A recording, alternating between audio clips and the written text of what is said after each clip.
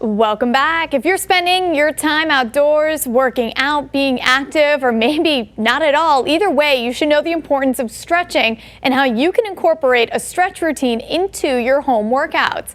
Ashley Broder from Active Lifestyle Fitness in Agawam joining us now with more on the ins and outs of stretching. First of all, I need the motivation. It's one of the things I hate doing is stretching. I never make time for it, but why should I? It seems like that's pretty common among most people, which is why we're talking about it today. Everybody seems to find time to do the workout, whether they love weightlifting or they love running or whatever it might be. They love to do that workout, but then it gets to stretching time and they're like, I don't want to do anymore. I already put all of my motivation into the weightlifting or the running workout. But stretching is really important because when we do the weightlifting or the running type of workouts, we're kind of contracting the muscles, we're kind of junking up everything, and you need to make sure primary goal of stretching is to maintain mobility about the joints. So we've got a bunch of different joints in our bodies that need to work and move through their entire range of motion. And the way that we do that is by stretching out the muscles, lengthening everything, all our attachment points, the tendons and whatnot, keeping it nice and long and stretched so that we can move through the joint and we don't end up with pain or restrictions later. So when should we be stretching then? Is this a before, during, after type of deal? What is your best advice when it comes to timing?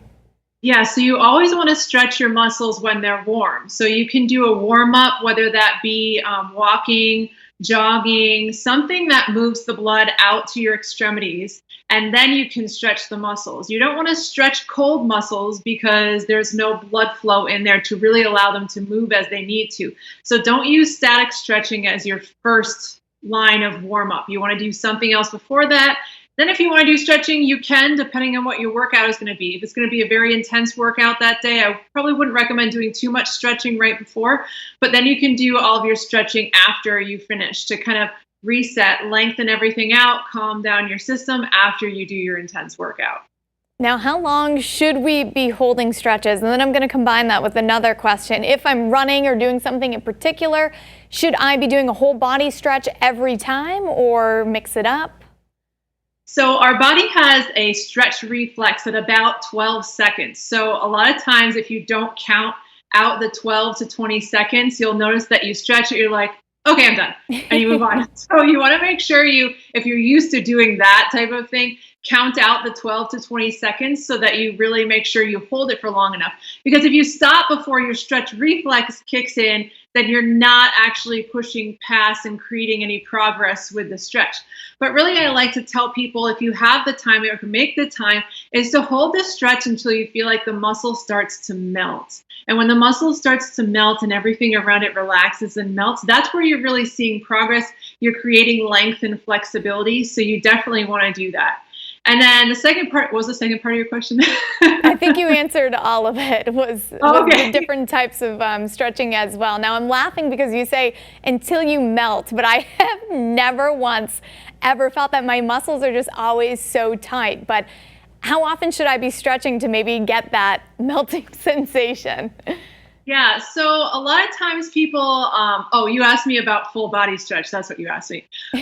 So you don't need to stretch parts of your body that don't necessarily need stretching. We all hold tension in different places. You might want to stretch the muscle group that you just worked that day. Or one of the great things is I offer a stretch therapy sessions at my studio where I can help you figure out where your tighter areas are. So if you only have time to stretch one specific area, if you only have time for one or two stretches, then stretch the areas that you need it. So for instance, a lot of times people think that they have tight hamstrings. You might not have tight hamstrings, but you have tight glutes, in which case you can just do those glute stretches if that's all you have time for.